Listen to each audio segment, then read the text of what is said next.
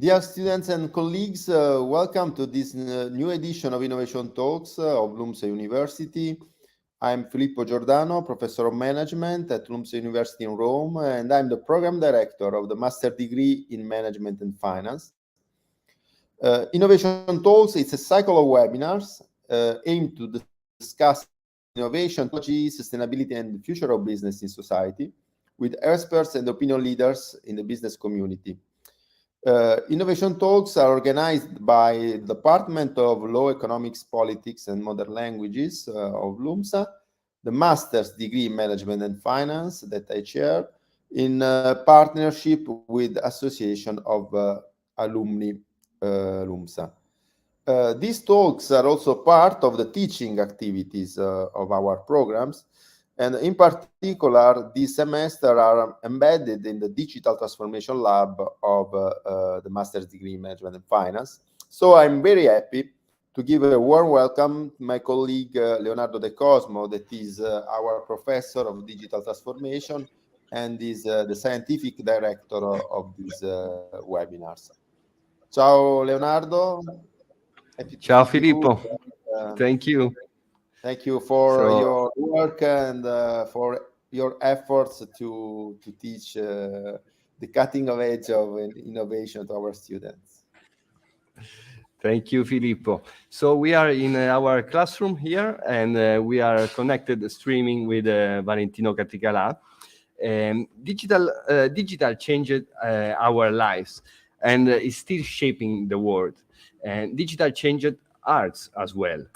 For that reason, I'm proud today to start this new edition of LUMSA Digital Talks with Valentino Catricalà.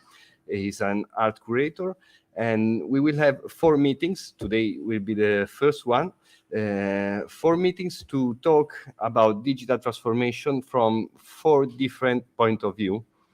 Today, the point of view will be the point of view of an art curator. Someone who is exploring how artists interact with new technologies, but also how technologies are shaped by artists. Because artists are at the same time inventors and artists as well, and their creation are able to change our minds and our relationships with the world. Valentino, is it right? Hi everybody. I didn't know it was in English, but it's fine because I thought to speak finally in Italian, but no way. But anyway, and so thank you, Leonardo, for inviting me, and thank you, LUMSA. So I'm very happy to be with you virtually. I'm from Rome, so I'm happy to talk in a Roman university as well. As Leonardo was mentioning, I'm gonna talk about the role of the artist today, but investigating this role from a different perspective, respect to the conventional art history perspective again, and connecting, the art history with innovation. So art and innovation, basically, how art can be an engine for innovation and changing our vision and our point of view of innovation itself. So it's not only an art perspective or art history perspective, but want to try to bring artists into the core of society today. So I'm gonna share my screen. Just a second.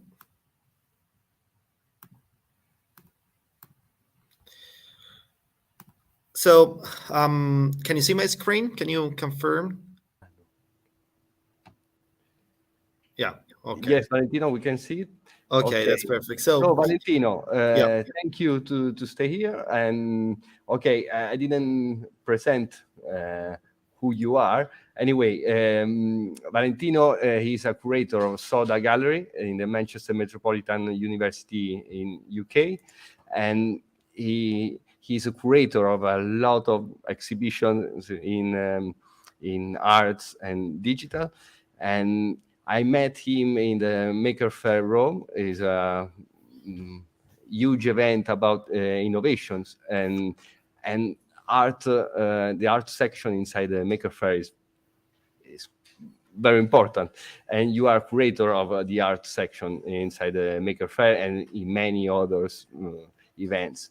So Valentino, thank you. I give you the screen just for you. Yeah, Okay. thank you. Yes, actually, we changed the name from Soda to Modal. So it is Modal Gallery Art Center here. So it's Soda.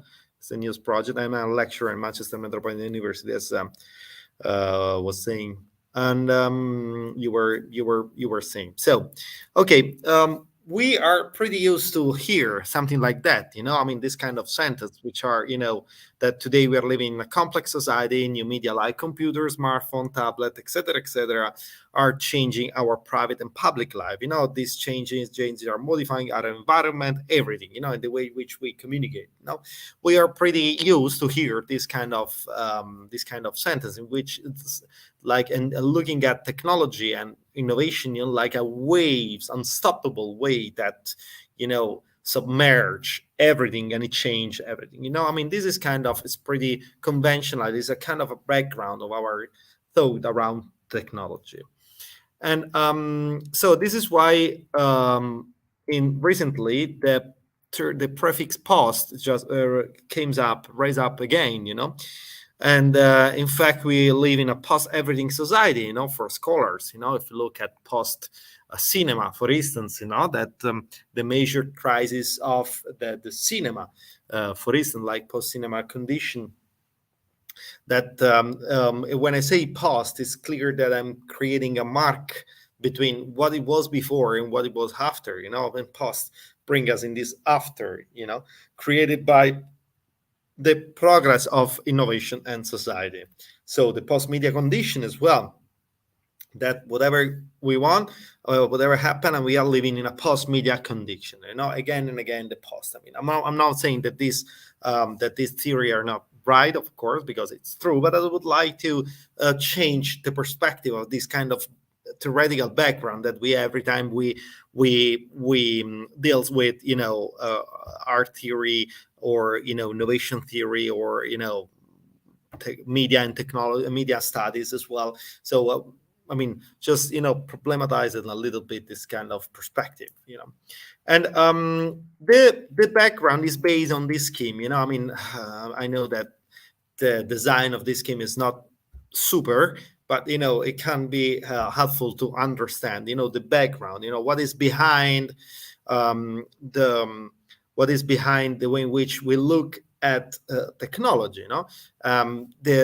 The sentence I explained before, I mean, our theoretical background, the one I'm mentioning now, it is has its background in this kind of scheme, which is the market, an abstract entity creates the technology that finally arrive into society, and people, user, artists, everybody can use them. So it's like a linear point of view in which this abstract, the technology arrive on the earth thanks to some abstract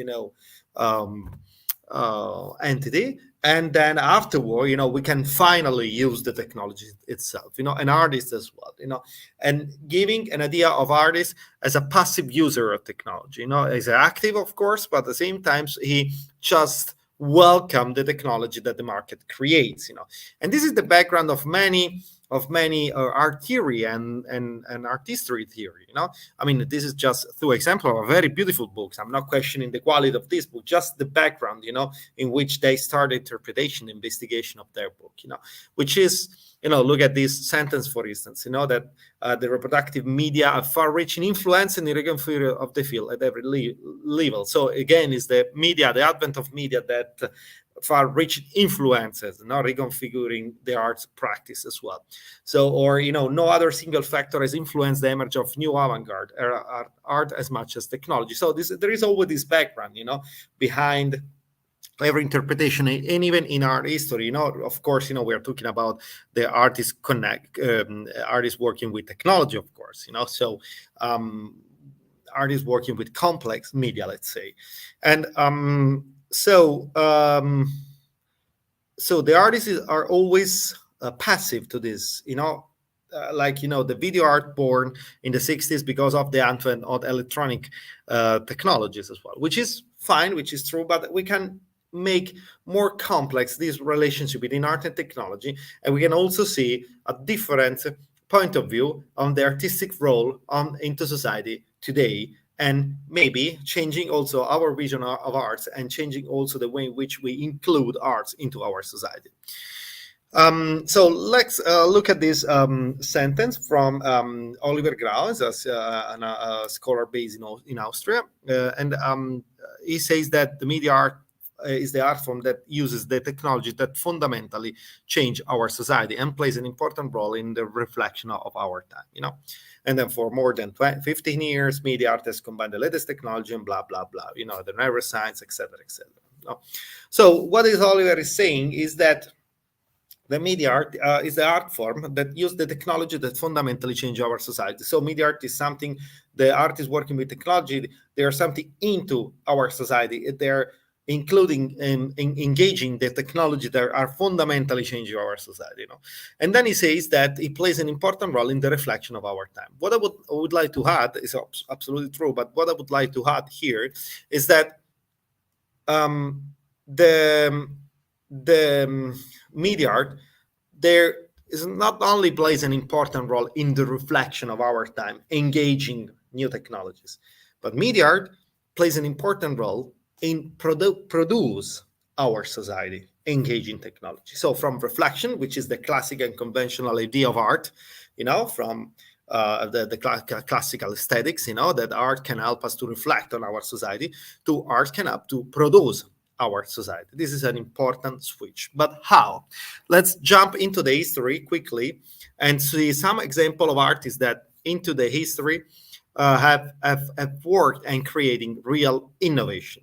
And then we'll focus on today, because today this, if in the history they were just single example, and now, we have an entire field going toward that direction. Like in the 70s, this is Michael Neymar Aspen movie map, and it was created by Michael Neymar and Rebecca Allen. They are two artists, and he just joined the MIT team,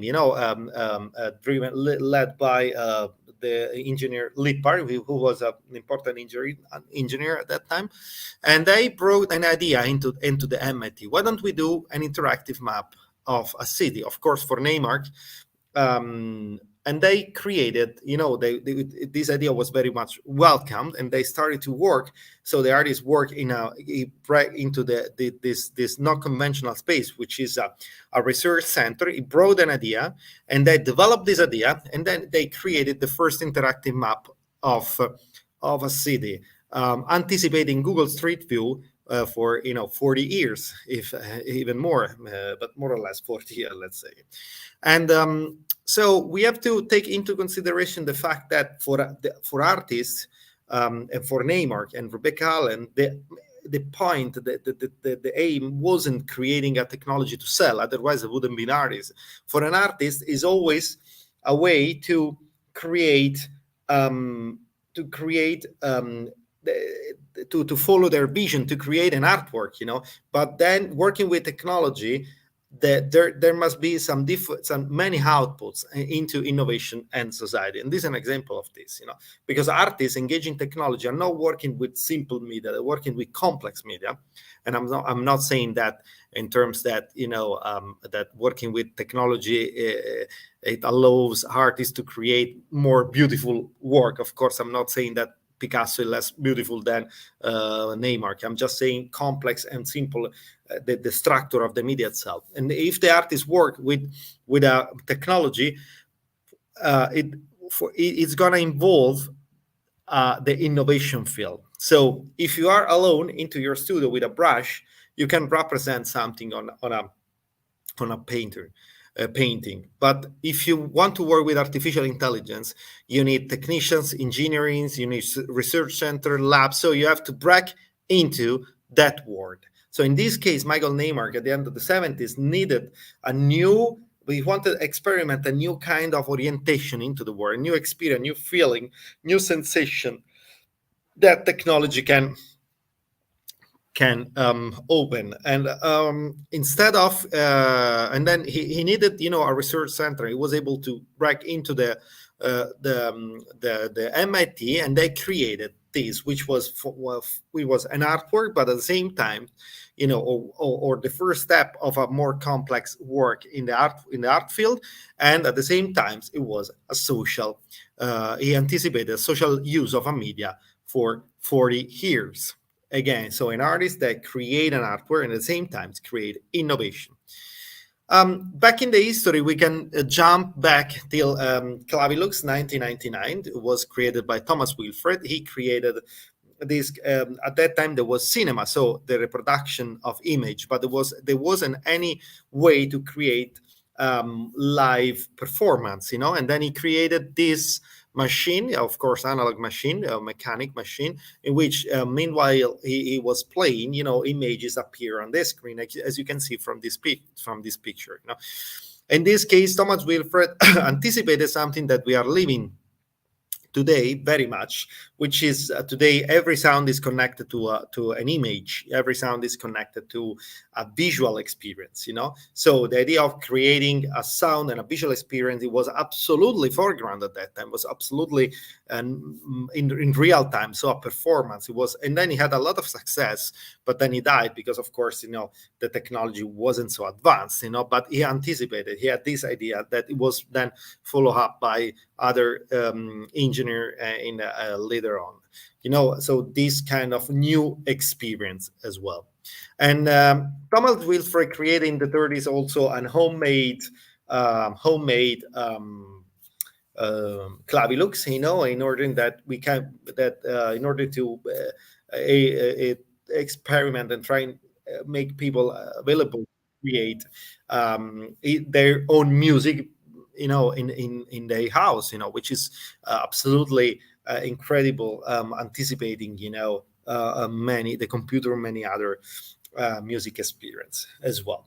But if we jump to more or less, you know, in the 90s, we see another example. There are many examples, of course, that I might do, like for instance, you know, one very famous example is the first synthesizer was created by Nanjun Paik and the Abe, the Sony engineer Abe, you know, and they created the first synthesizer. So the synthesizer we use today was created by an artist. But anyway, this is Toshio Iwai. He created a former and amateur example of this object. Yamaha saw it. Yamaha understood the market potentiality of this project, and then he involved Toshio Iwai in working with Yamaha engineers and technicians. So he had the possibility to create a more complex media to create music, you know, a digital music. This was the first example of a digital visible music. You know, it was the possibility to create a 6x6 matrix of LED switching and creating your own music and electronic music itself. So this was before the launch, but it was created by an artist into a company. So the relationship between art and innovation here. Of course, again, for Toshio Iwai, the aim was creating a new tools for developing his practice, his hard work, you know. But for Yamaha, of course, there were another output, which was the innovation output, so putting something in the market, and then it was put in the market actually. But Toshio Iwai performed with this to many important places like Ars Electronica, MoMA, and many other places, you know, and many other musicians used these tools created by an artist. So there are many examples, and especially today, that this kind of what I'm saying is more structured than before, because today big companies like Google, Microsoft, they're all doing artist residency, you know. So why would microphone need artists, into their company. Why they have to spend money for a new department dedicated only to arts, or art at CERN at the same time. So he's another example of art, art at CERN. So the CERN working with artists, which is pretty interesting perspective if we look at it, because it changed our vision of the artist, because in this case, in the example we have done, the artist is not only someone who passive use the technology, someone who create a new idea of technology itself, and working with companies. If artists breaking into not conventional spaces, not conventional art places, like research center, or working with technicians, engineering, and then it is gonna create a new synergies, that is not only useful for the art scene, but is also important for innovation in society, because they create innovation itself. So the artist is the driver of innovation from this perspective. So if you come back to our idea before, of our scheme before, we can see that in the example we have done, in the many other examples I might bring, I might show, but I can't show it because of a matter of time, of course. We can, maybe exaggerating, put the artist on the top of the scheme, So the artist is going to be brought on the top. It's not only this abstract and, entity who creates technology, but, the artist can being the trigger of a new idea of innovation and have a direct influence on society itself. And this is what is happening more and more today. I'm not talking about only on some example in the past, but I'm talking about some concrete example, as I said, driven by big company. Can you see my screen still? Yes, Valentino, we can see. Can you see my screen? Yes. Okay, so like if you see the artist in residency at Microsoft, for instance, so again, why would Microsoft need artists? Why would need to create in order to create synergies between artists and scientists and across a vast and explored possibility of the integration of human culture. So it might be a museum doing this, and then again, the Google Tilt brush residency. So artists working with Google in order to create a new kind of work for the Google Tilt brush, and then also many other, all the company, Adobe, everybody, and then also arts at CERN, for instance, and they have a curator who is Monica Bello, who is in Milan today with a talk. And in fact, I'm going to meet her tomorrow because I know her very well. And then why CERN would need artists, So the role of the artist is changing today. And there are hundreds of these examples. Also us at Soda, here in Manchester. This is Soda, the new building of Soda is also. We are trying to do this kind of connection between art and innovation. So the idea of innovation and art is changing, So what I want to show, what I want just briefly talk with you is the fact that today the role of the artists that engage technology change the way in which we look at innovation itself. Because the technology, one thing is engaging, a simple media like a brush. Another thing is engaging a complex media like artificial intelligence or robotics or whatever. So in that case, you are engaging an entire new sector, which is the innovation sector, and then which is the innovation sector. So if the artist is always focused on what the artist gain from this, what he gain the possibility of creating more complex work. But what I'm interested is, of course, what the artist gain, but also what the innovation sector gain from this. So what the innovation sector can bring, can get from this new connection and collaboration with artists, because the fact that because artists can bring a new vision, artists can cover that research and development, so the first step of the innovation process. Of course, for the artist, I say I repeat this always. For them, it's not important the fact that they don't want to create a technology to sell. They want to create an artwork. They want to follow their vision, their obsession. But then there might be many output for a new ethical and sustainability and sustainable innovation. They can bring new ethical content into this process, as they are doing actually. So I would foster more this kind of connection, and the Maker Faire that was mentioned before, it went in that direction. So bringing artists into the core of creativity and innovation. So the role of the artist can change. Like during the pandemic, for instance, there have been a big debate around artists today, and also from our perspective, so us as a curators or writers, whatever, and then the focus was only around the welfareism, so these poor artists without money, and the state must help them in times of crisis, which is fine, absolutely true. But the image of the artist, comes up from this debate was terrible. Was a poor artist, that at the end they're also important, so let's help them. But instead of looking at artists as someone to help, we can look at artists as someone that can help the state. So not how much the state can help the artist, but how much the artist can help the state in these times of crisis, especially the artists working with technology, because they can bring new vision into this process. So I would have include an artist into the government task force. I would create new grants and financement coming from the innovation field for arts, because they can real redesign our concept of innovation today for a better future as well. Thank you. Thank you, Valentino. Very, very interesting. Thank you very much. And you showed us many examples of very interesting example about how artists anticipated or they opened a way for new technologies, no new applications.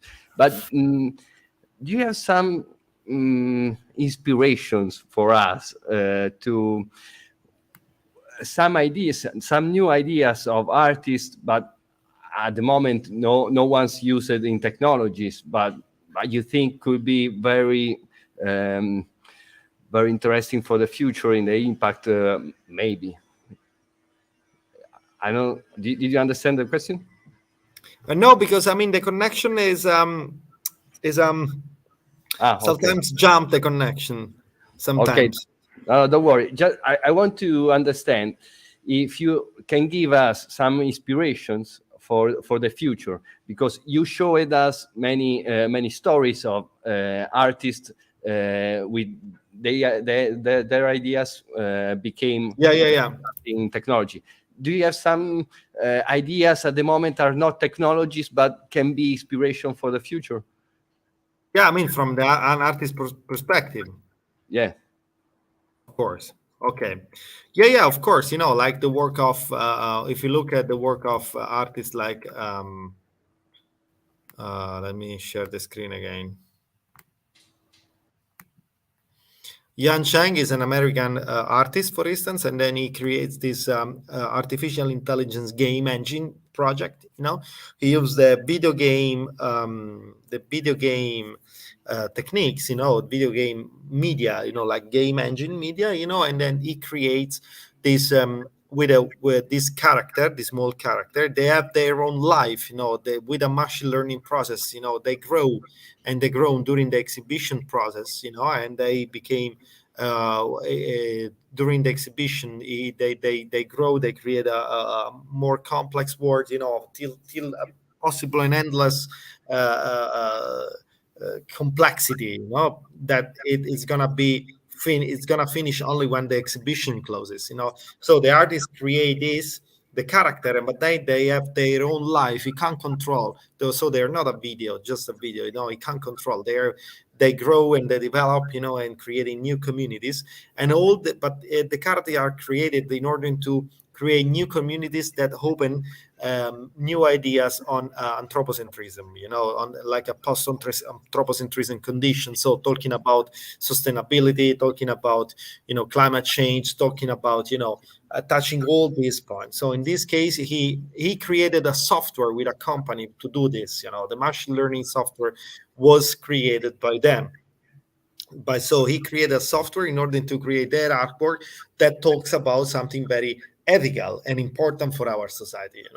And so another example can be like the work of the designer Mary Oxman. Mary Oxman, she's a designer, but she's at MIT. She's an experimental designer, and she created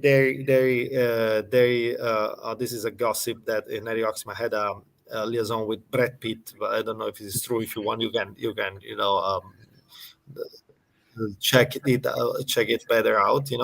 And she's inspired by nature. I really suggest you to see the Mary Oxman TED talk online, because it's very beautiful. It's very beautiful, in which she show how the design was before and how they are trying to change the conventional idea of design, inspired by nature, by biology, by the development of genes, by the development of, how a design that trying to imitate nature, in a sustainable way, and Eddie Oxman, and doing new experimentation on the materials used to make the design, also she experiment on the material itself, creating, and then trying to create these kind of shapes that,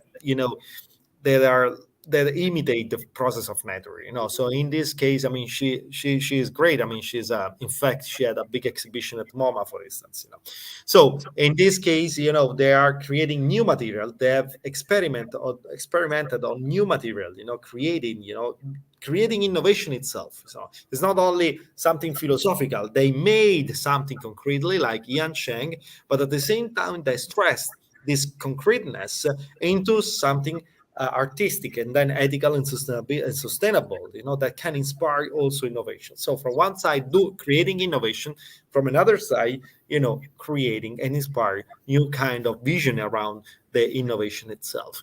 I mean, I can do many other examples if you want. Just I don't want to talk too much. Did you see my screen? Yes, we see you. Yes. Yeah. Yeah.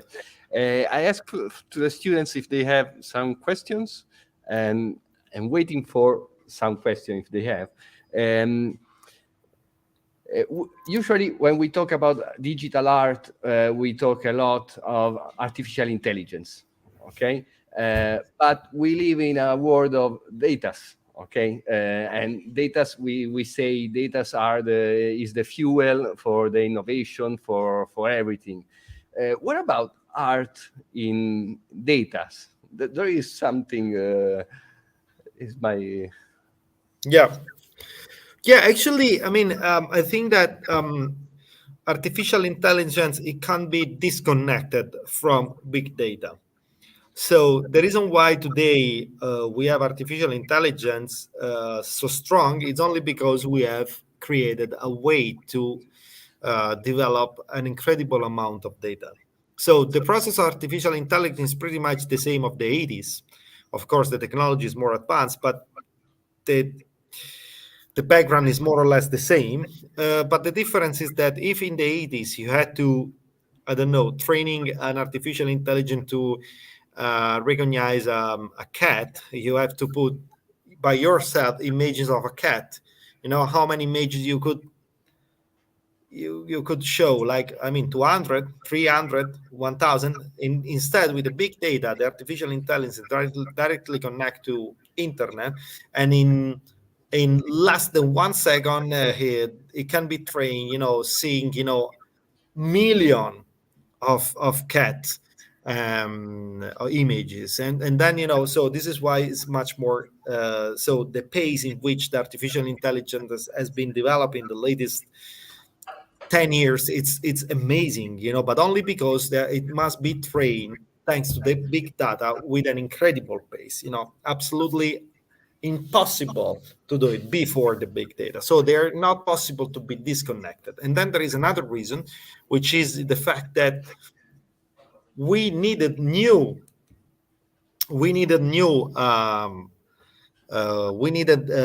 tools, new media to orient ourselves into the big data field, because we have too many data and information, and we need artificial intelligence Google is an artificial intelligence, it's a machine learning, for instance, so, and without a proper machine learning, we can't search anything, we can find anything.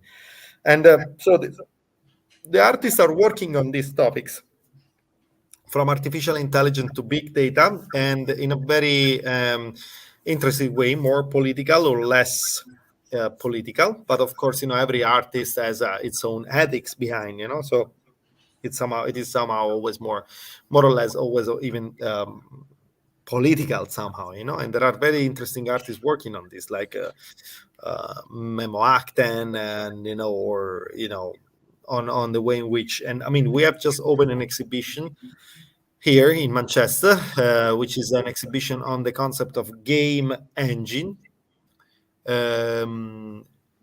So it's not gaming, it's not video game, but the process that make images and sound possible today. Every time you open Instagram, there is a game engine process behind, and so on game engine, and we have artificial intelligence projects like Jenna Sutela or Mishka Henner, they created, using data visualization and big data in order to understand, how this kind of technology works, basically. Okay. Valentino, last question. You show us many examples. I want to understand, in these years, we're talking a lot in the media, maybe it's a hype, but media are talking a lot about NFT, not fungible token in art. Can it be an example of what are you showing us as artists and technologists, they work together, or is completely different question? But NFT, there is a misunderstanding around NFT, because from a technology, it has been turned into an aesthetics, as kind of a new aesthetics, you know what I mean? But it's not an aesthetic, it's a technology. So NFT is just a way to make a file unique, a digital file unique, which is pretty incredible, because for ages, they books and scholars have said the impossibility to make a digital a unique process. Instead, now it is possible thanks to the blockchain, etc., etc. So from this kind of new technology created an incredible big market wave, and that it has been turned into a new aesthetics. You know what I mean? So there is a misunderstanding, because NFT is not a new kind of art, it's just a technology.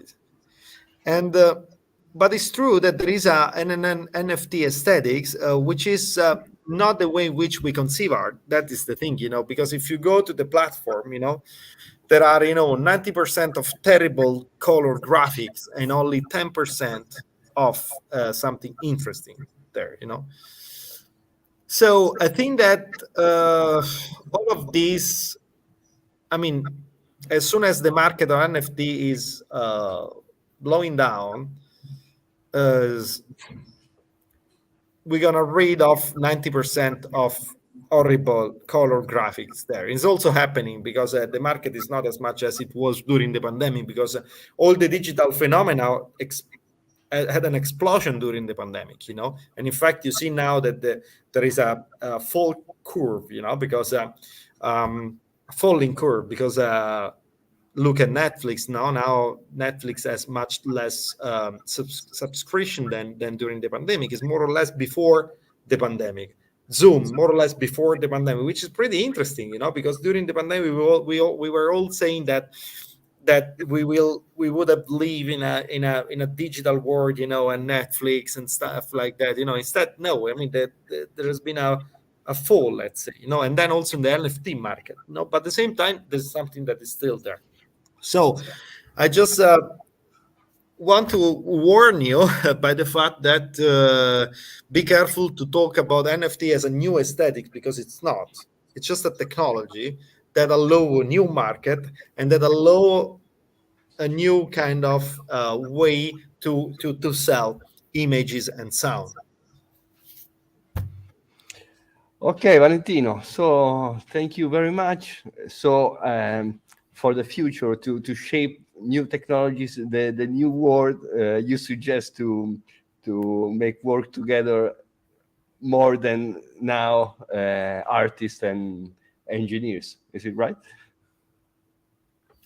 Yeah, I mean, trying to hopefully the artists can find a new role into this society. Is what I really think we need in the future. And I mean, who is interested? I brought a book about it. It was called "The Artist as Inventor," and if you are interested, I mean, I think that they're gonna do the economy version. The economy, yes, because we still have the one, this one basically. It's still very expensive because this is not the economic one. No, how do you say I can't remember now. The hardcover one. So yes, no, it's gonna be out soon. Of course, we will. We have to read your book, of course. Yeah, so it's gonna be published in Italian with the Lewis University Press, by the way. Okay, perfect. Yeah. So okay, thank you, Valentino, and thank you all the everyone here.